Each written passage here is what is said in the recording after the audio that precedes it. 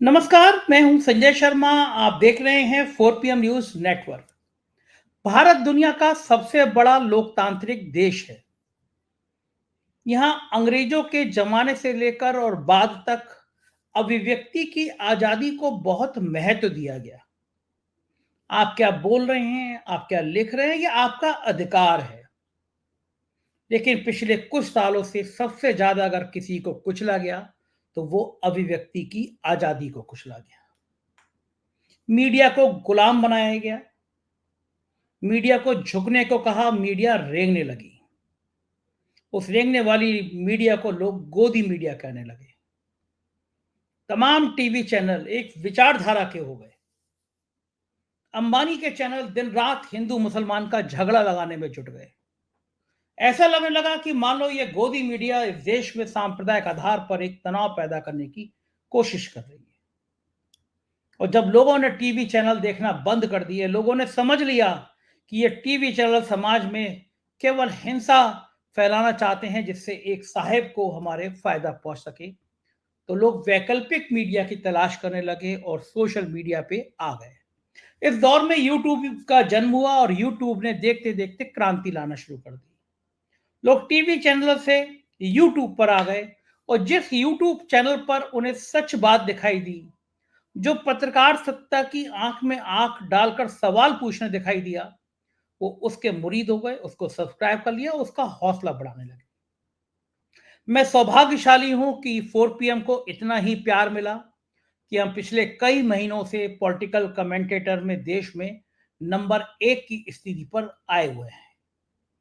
मेरे लिए ये सपने जैसी दुनिया है कि पिछले 28 दिनों में मेरे 26 करोड़ से ज्यादा व्यू आए हैं।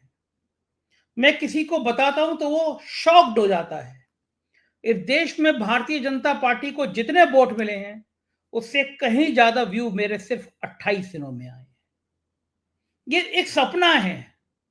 और इस बीच में सरकार ने यूट्यूबर्स की नकेल कसना शुरू कर दी।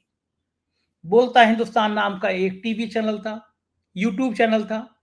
सरकार ने उसके लिए खत लिखा, यूट्यूब को लिखा कि इसके कंटेंट अच्छे नहीं है, ये आईटी एक्ट की धारा इसके अंतर्गत आता है, इसको चैनल को बंद कर दो। और यूट्यूब ने उस चैनल को बंद कर दिया। उसके संपादक को लिखा कि भारत सरकार ने आपका चैनल बंद करने के लिए लिखा है। क्या लिखा है ये हम आपको बता नहीं सकते, क्योंकि ये कॉन्फिडेंशियल मामला, आपका चैनल बंद कर दिया जाता है। मतलब सरकार को समझ आ गया कि गोदी मीडिया तो मैनेज हो गई, लेकिन यूट्यूबर पर लगाम कैसे लगाई जाए। तो ऐसे लगाम नहीं लग पा रही तो उन पर मुकदमे लगाए जा रहे, उन्हें धमकाया जा रहा, उनकी जांचें कराई जा रही और चैनल बंद करा दिए जा रहे। ऐसे ही एक आज तमिलनाडु में हुआ। वहां पे एक पत्रकार के साथ सरकार ने ऐसे ही किया।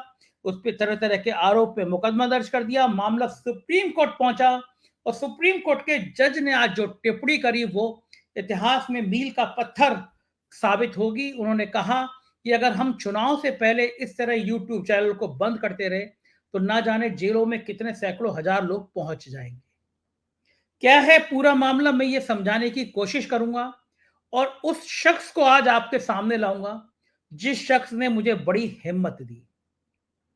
जिस समय उत्तर प्रदेश की सरकार मुझे टारगेट कर रही थी, मुझे बुलाया गया, मुझसे कहा कि करोड़ों रुपए साल के विज्ञापन ले लो, लेकिन अपने अखबार का पहला पन्ना 4 PM का पहला पेज, मेरे यूट्यूब चैनल के अलावा पहला पेज प्रिंटिंग का पेपर भी है, इवनिंग न्यूज़पेपर है लखनऊ से 4 PM।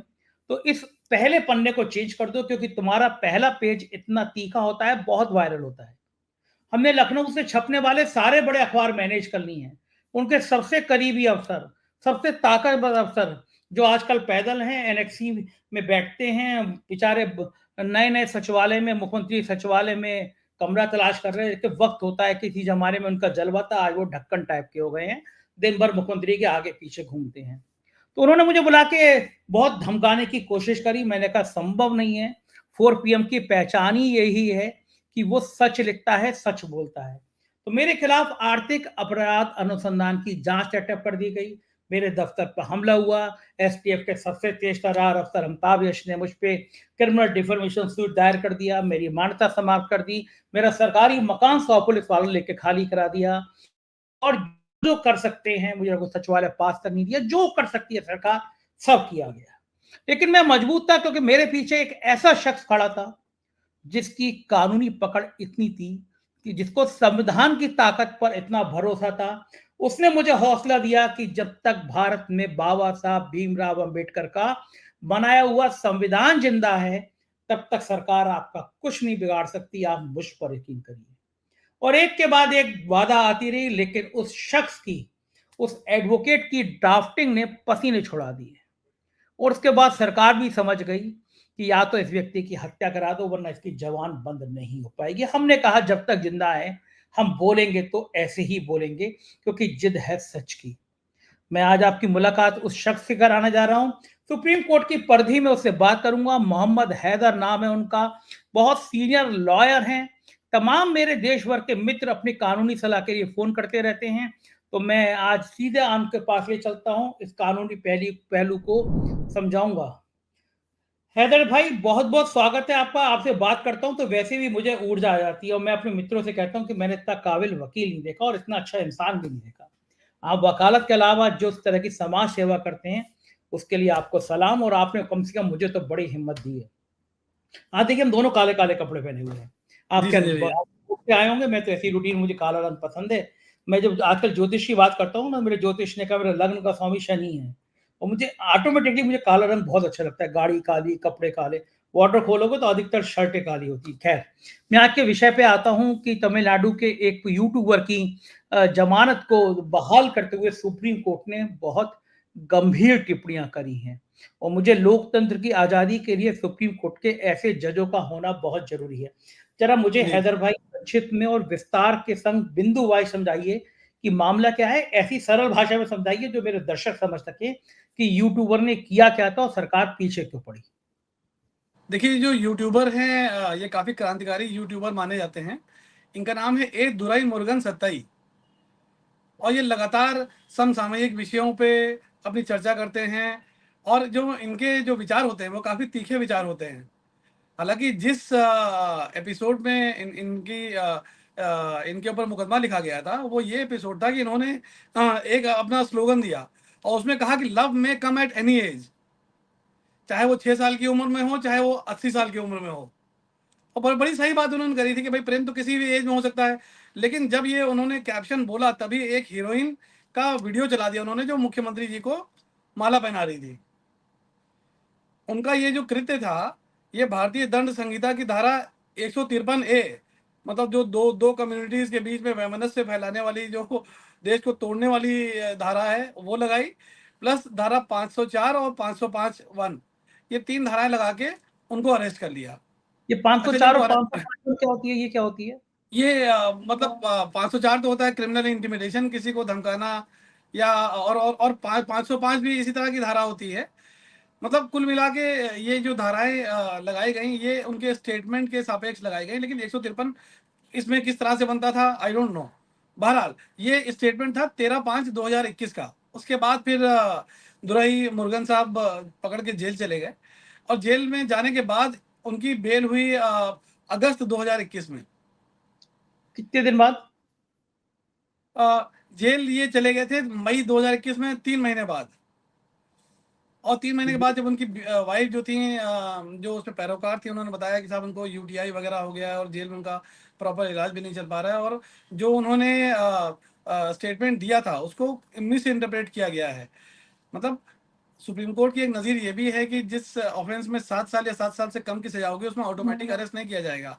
लेकिन उन परिस्थितियों में भी उनको अरेस्ट किया गया, और 3 महीने तक वो जेल में रहे। बहरहाल, उनकी जब अगस्त 2021 में बेल जब हो गई, उसके बाद फिर उन्होंने अपना वही तेवर शुरू कर दिए, जिसके कारण फिर सरकार ने उनकी बेल को कैंसिलेशन का मुकदमा किया, मिसलेनियस एप्लीकेशन फाइल करी कि साहब ये जो आपने बेल की कंडीशंस दी थी, कि ये दोबारा से इस तरह की समाज को बांटने वाली या निरर्थक या ऐसी वीडियो नहीं बनाएंगे जिससे कि शासन या प्रशासन या समाज का विघटन हो। इस तरह की उन्होंने एप्लीकेशन लगा के इनके खिलाफ माननीय उच्च न्यायालय में, मदुराई बेंच में ये एप्लीकेशन लगाई। और उसमें डिटेल्ड ऑर्डर करके मदुराई बेंच ने, आई थिंक जून 2022 में, 7 जून 2022 को वो ऑर्डर, अपनी बेल वाला ऑर्डर जो दिया था, वो रिकॉल कर लिया, और प्रोसिक्यूशन एजेंसी से कहा कि भाई आप प्रोसिक्यूट कर सकते हैं, फर्दर जा सकते हैं। तुरंत ये जून के ऑर्डर के विरुद्ध सुप्रीम कोर्ट गए और सुप्रीम कोर्ट ने पहली हियरिंग में 25 जुलाई 2022 को इनका जो हाईकोर्ट का जो आदेश था जिसने जो बेल कैंसिल की थी उसको स्टे कर दिया। उसी मुकदमे की आज सुनवाई थी। तो यानी इनके पक्ष में ऑलरेडी करीब 2.5 साल से स्टे चल रहा है। उसी पर सुनवाई करते हुए आज सुप्रीम कोर्ट ने कहा, जबकि सरकार की तरफ से मुकुल रोहतगी जी अपीयर हुए थे, बहुत बड़े वकील हैं और बहुत दबंग वकील हैं, उनकी बड़ी ऊंची ख्याति है, लेकिन उसमें सुप्रीम कोर्ट ने उनसे मात्र एक सवाल पूछा, जो भी आपने बताया कि अगर यूट्यूब पे कमेंट करने वालों को जो अभी अपनी अपनी अभिव्यक्ति कर रहे हैं, अगर उन सबको पकड़ के हमने जेल भेजना शुरू कर दिया तो इलेक्शन के पहले पहले कितने लोग जेल भेज जाएंगे, क्या आपने इसकी बात की कल्पना की है? तो ये बेसिकली इशू था जो कि बहुत ही क्रिटिकल इशू था। अब देखिए सवाल ये है कि बेल की कैंसिलेशन की जो एप्लीकेशन डाली, तो बेल की कैंसिलेशन के बड़े लिमिटेड आधार होते हैं संजय भैया। ये नहीं होता कि आप हर केस में बेल, हाँ, बेल की कैंसिलेशन के बहुत ही लिमिटेड आधार हैं। ऐसा नहीं है कि हर केस में जिसमें बेल हुई और सरकार के चूंकि वो विरुद्ध लिख रहे हैं तो उसकी बेल को कैंसिल करा दिया जाए। एक सुप्रीम कोर्ट का जजमेंट हुआ है 2014 का, रघुवीर बनाम बिहार सरकार, जिसमें पैरामीटर्स ले डाउन किए गए हैं कि क्या क्या सिचुएशंस हैं जिसमें बेल कैंसिल की जा सकती है।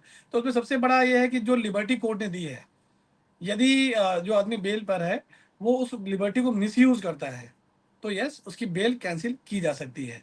दूसरा, बेल ऑर्डर में जो आदेश दिया गया है, जो कंडीशंस इंपोज की गई हैं, यदि वो उन कंडीशंस को वायलेट करता है तब उसकी बेल कैंसिल की जा सकती है।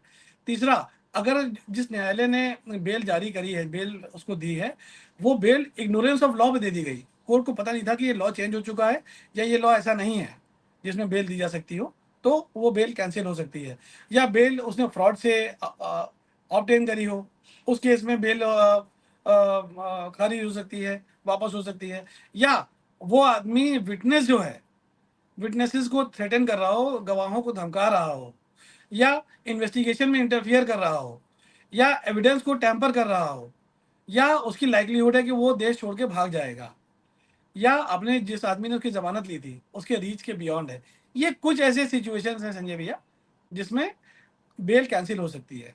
बट इस प्रकरण में ऐसा कोई भी सिचुएशन नहीं थी जिसमें बेल की कैंसिलेशन का ऑर्डर माननीय उच्च न्यायालय के द्वारा किया जा सकता था, और इसीलिए सुप्रीम कोर्ट ने पहली ही हियरिंग पे माननीय उच्च न्यायालय के आदेश को स्टे कर दिया था।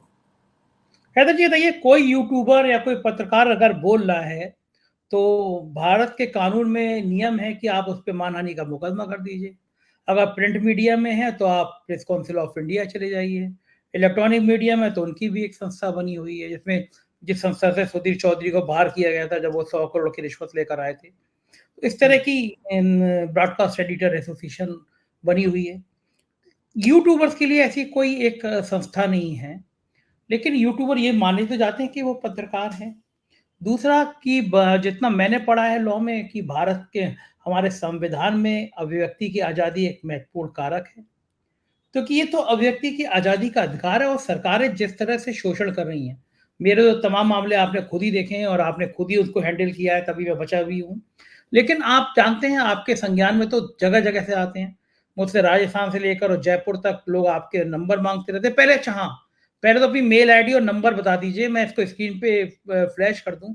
मेरी मुसीबत करते रहते हैं लोग, जब भी आपका शो आता है कि हैदर भाई का नंबर दो, मेल आईडी, पहले मेल आईडी हल्के हल्के बता दीजिए और फिर फोन नंबर बता दीजिए। सो मेरा मेल आईडी बहुत सिंपल है और ये हर आदमी के लिए है जो मेरी हेल्प चाहता है। My mail I D is my वकील MYVAKIL @gmail.com फोन और नंबर। मेरा मोबाइल नंबर है 9936609293। कोर्ट की अवधि होती है सुबह 10 से 4:30 बजे। इस अवधि में अक्सर होता है कि मैं फ़ोन नहीं ले पाता क्योंकि मैं कोर्ट में व्यस्त रहता हूँ और शाम को 7 बजे से एक के बाद एक मीटिंग्स होती हैं, लेकिन फिर भी मैं प्रयास पूरा करता हूँ कि जिन लोगों के फ़ोन आए, जिनके कॉल मिस्ड हो जाएं, उनको मैं रिस्पॉन्ड करूँ। लेकिन मेल पे मेरा रिस्पॉन्स 100% रहता है और कोई भी मेल ऐसी नहीं होती जिसमें मैं रिस्पॉन्ड ना करता हूँ। तो इसके अलावा मेरा ट्विटर है @myvakil, उस पर मुझे फॉलो कर सकते हैं, वहाँ पे भी मुझसे संपर्क कर सकते हैं। चलिए, जैसा आपने अभी मुझसे सवाल पूछा कि अभिव्यक्ति की आज़ादी, मैं तो अपने दर्शकों से अनुरोध करना चाहूंगा कि बजाय फोन करने के आप आपकी जो भी बात हो व्हाट्सएप पे इस नंबर पे कर दीजिएगा मैसेज। तो अगर ये व्यस्त भी रहते हैं अदरवाइज तो सुबह शाम में ये व्हाट्सएप मैसेज चेक करके जो आपकी समस्या होगी उसका निदान कर देंगे, और बेहतर आप मेल पे अपनी सब बात लिख दीजिएगा तो मोहम्मद हैदर जी आपको कर देंगे। हाँ, मैं अभिव्यक्ति की आज़ादी की बात कर रहा था हैदर भाई, उसके बारे में बताइए। तो जो आर्टिकल 19(1) है भारतीय संविधान का, राइट टू फ्रीडम, तो सबसे पहला उसका राइट ही है ये, freedom of speech and expression. लेकिन ये सारे फ्रीडम्स जो होते हैं subject to public order and morality होते हैं। तो कोई भी ऐसा ऐसा चीज़ नहीं, आपका कोई भी ऐसा राइट नहीं है जिसके साथ में करस्पॉन्डिंग रिस्पॉन्सिबिलिटी ना हो। तो अगर हम एज अ जर्नलिस्ट हमारे भी हमारे राइट्स हैं, तो एज अ कंज्यूमर या एज द अदर साइड जिसके बारे में हम बोल रहे हैं, उसको भी राइट है, राइट टू रेपुटेशन। माननीय उच्चतम न्यायालय ने तमाम नज़ीरों में ये कहा है कि राइट टू रेपुटेशन भी आदमी का आर्टिकल 21 के अंदर जीवन के अधिकार में राइट टू रेपुटेशन भी निहित है। तो उसका भी ध्यान रखा जाना बहुत बहुत परम आवश्यक है। लेकिन अब आज की डेट में जिस तरह से दमन होता है, जिस तरह से लोगों का शोषण होता है, तो जब एक एक विधि व्यवस्था बनी है, धारा 499 और धारा 500 भारतीय दंड संहिता की, जो डिफेमेशन के बारे में बताती है, जिसमें जो एक क्रिमिनल ऑफेंस है, जिसमें परिवाद दाखिल करके, और उसकी जो अगर वो सिचुएशन विद्यमान है, उसके जो पैरामीटर्स फुलफिल होते हैं, तो आप डिफेमेशन का मुकदमा कर सकते हैं। बजाय इसके कि आप आईपीसी की में आप एफआईआर करा दें, उसका परिवाद के रूप में वो दर्ज होता है मुकदमा। एफआईआर करने का प्रावधान नहीं है डिफेमेशन के केसेस में। लेकिन कई लोग ऐसे होते हैं कि उसमें 153 ए जोड़ दिया या कुछ और ऐसी असंगत धाराएं जोड़ दी, जो वास्तव में प्रकरण में प्रभारी होती ही नहीं है। सही बात है। तो अच्छा, मुझे हैदर भाई बताइए कि जब किसी पत्रकार पे सरकारें खास तौर से इस तरह के मुकदमे लगाती हैं, पत्रकार परेशान होते हैं, तो पत्रकार को क्या-क्या करना चाहिए? सबसे पहली बात तो यह है कि उसको अपना उत्तर, विस्तृत उत्तर, तुरंत जिस जिस एजेंसी के द्वारा, जिस जांच एजेंसी के द्वारा उसके ऊपर ये प्रश्न लगाया गया या उस पर प्रथम सूचना रिपोर्ट दर्ज कराई गई है। अब देखिए, पहले पुराने ज़माने में ये होता था कि आप जो भी अपना स्टेटमेंट पुलिस को देते थे, वो पुलिस का अपना डिस्क्रिप्शन होता था कि वो अपनी विवेचना में उसको सम्मिलित करे, वो चाहे ना करे। लेकिन अब मॉडर्न टाइम है। अब एक गवर्नमेंट का जो आईजीआरएस वाला सिस्टम है, यदि आप उसके माध्यम से अपना जो भी आपका उत्तर है, वो इन्वेस्टिगेटिंग ऑफिसर को आप उपलब्ध कराते हैं, तो ये बाध्यकारी होता है कि उसको अच्छा, विवेचक कंसीडर करे और अपनी विवेचना में सम्मिलित करे। अदरवाइज अच्छा। जब ट्रायल में आएगा कि हाँ, क्योंकि हमारे पास उस विवेचना का उसका एक ट्रैकिंग नंबर बनता है। 15 दिन के हुँ, अंदर या कोई भी जो टाइमलाइन निर्धारित है, उसके अंदर उसका निस्तारण करना होता है विवेचक को। यदि वो निस्तारित नहीं करता है, तो अगला लेवल पे उसके सीनियर ऑफिसर उसके विरुद्ध विभागीय कार्रवाई कर सकते हैं। तो आईजीआरएस के माध्यम से अगर आपने उसको सूचना दे दी है, तो बाध्यकारी है कि वो विवेचना में उसको सम्मिलित करे। यदि वो विवेचना में उसको सम्मिलित नहीं करता, तो जब ट्रायल के स्टेज पे आप ये कागज़ दिखा सकते हैं, और तब आप उस कागज़ के आधार पर अपने आर्ग्यूमेंट करके दोष मुक्त हो सकते हैं। एक आखिरी सवाल, सरकार ने यूट्यूब को सीधे-सीधे लिखा कि साहब ये चैनल बोलता हिंदुस्तान जो है ये आईटी एक्ट की धारा इसका उल्लंघन कर रहा है, इसे बंद कर दी जाए। यूट्यूब ने बंद कर दिया और लिख दिया कि सरकार ने क्या लिखा है हम आपको बता ही नहीं सकते, वो कॉन्फिडेंशियल है। इस स्थिति में वो यूट्यूबर क्या करें? Right to know is a facet of my fundamental right, ठीक है। तो उसको अपना सूचना का अधिकार अधिनियम के की धारा 7(1) के परंतुक के अंदर, क्योंकि ये तो लाइफ एंड पर्सनल लिबर्टी से जुड़ा हुआ प्रश्न है, ये तो प्रकरण लाइफ एंड पर्सनल लिबर्टी से जुड़ा है, तो 48 घंटे के अंदर वो सूचना मांगे कि ऐसी कौन सी बाध्यता थी जो जिसके कारण मेरा जीवन का अधिकार छीना मुझसे गया। भाई, right to livelihood is also a facet of right to life. तो किसी भी व्यक्ति से अगर उसका जीवन का अधिकार या जीवन यापन का अधिकार छीना जा रहा है, तो उसको राइट टू नो निश्चित रूप से है। और जो भी आईटी एक्ट की धारा 69A है या जो भी धाराएं इस प्रकरण में प्रभार्य हैं, वो किन किन कारणों से उसके ऊपर लगाई गई हैं, सरकार बाध्य है उसको बताने के लिए। और कितने समय में बताएगी सरकार? सूचना का अधिकार अधिनियम की जो मैंने आपको धारा बताई है, उसके अंतर्गत सूचना का अधिकार में जो जनरल कानून है वो ये है कि 30 दिन में सूचना दी जाएगी। लेकिन यदि 7(1) के परंतुक उस पर प्रभार्य हो, यानी जीवन भय से संबंधित हो, राइट टू लाइफ से संबंधित हो, तो उसमें 48 घंटे में सूचना उपलब्ध कराई जाएगी। यानी ये जो बोलता हिंदुस्तान चैनल के साथ जो हुआ, अगर ये इस प्रंतुक के साथ वो आरटीआई मांगता है तो 48 घंटे के अंदर सरकार को बताना पड़ेगा कि निश्चित रूप उससे से उसको यूट्यूब बताना पे। पड़ेगा। जी। बहुत बड़ी महत्वपूर्ण जानकारी आपने दी है देश के तमाम यूट्यूबर्स को, तमाम पत्रकारों को, और निश्चित रूप से हैदर भाई आपको सलाम कि आप जैसे लोग जब तक हैं तब तक पत्रकार भी कॉन्फिडेंस होके अपनी बात कह लेते हैं कि एक हैदर भाई तो है ही हमारे पीछे अदालत में देखने के लिए। बहुत बहुत यूट्यूब का देखिए, शुक्रिया। यूट्यूब का संजय भैया, यूट्यूब का जो सबसे बड़ा चैलेंज है वो ये है कि चूंकि इसमें 7 साल की सजा का प्रावधान है, इसलिए कोई भी आदमी अपनी रिस्पॉन्सिबिलिटी लेना नहीं चाहता। 7 साल की सजा इसलिए मतलब समझा नहीं मैं। मतलब उसमें जो 69 ए में जो आईटी एक्ट में जो इस प्रोविजन में अगर मतलब सरकार आपको ब्लॉक करने को है इंटरमीडिएरी को, और इंटरमीडिएरी अगर वो ब्लॉक ना करे, यानी सरकार का आदेश ना माने, तो उसमें मतलब क्रिमिनल प्रोसिक्यूशन हो जाएगा उसका। तो कोई भी आदमी नहीं चाहता कि उसका क्रिमिनल प्रोसिक्यूशन हो, तो अच्छा, इसलिए उनके हाथ बन जाते हैं। सरकार ने लिखा तो यूट्यूब ने तुरंत बंद कर दिया कि हम क्यों हाँ करें। हाँ, तो ये तो बड़ा बिल्कुल। खतरनाक है, सरकार तो हर उस आवाज को बंद कर देगी जो उसके खिलाफ बोल रहा है। हाँ, हम तो खुद तो ही यदि हैं, तो खुद ही यदि पता है कि पता नहीं कब हमारा बंद हो जाए। बिल्कुल, तो यदि आपकी आवाज़ नहीं सुनी जा रही है, आपकी 48 घंटे में सूचना नहीं मिल रही है, तो देन चूँकि आपका इससे राइट टू लाइवलीहुड भी इम्पैक्ट हो रहा है, ठीक है? Right to freedom of speech and expression तो वायलेट हो ही रहा है, साथ में राइट टू लाइवलीहुड भी आपका वायलेट हो रहा है। तो इस दशा में आप माननीय उच्च उच्च न्यायालय में जाके अपनी बात रख सकते हैं, और इसमें आपको निश्चित रूप से विधिक अनुतोष मिल सकता है। अच्छा, मैं अपने सब दर्शकों को बता दूं कि जो हैदर भाई ने कहा, मुझे याद आया कि हमारा ये नेशनल चैनल है, ये यूपी के विधानसभा चुनाव में बहुत देखा जा रहा था। जो गोदी मीडिया के चैनल हैं, इनकी डिबेट को 10,000 लोग नहीं देख रहे थे, और एक बार मैं उठा डिबेट करके तो 6 लाख लोग देख रहे थे। तो मेरे लिए बिल्कुल एकदम शॉकिंग था। एक दिन मैं सुबह उठा तो मेरा यूट्यूब चैनल गायब, मैं ढूंढूं मिले नहीं।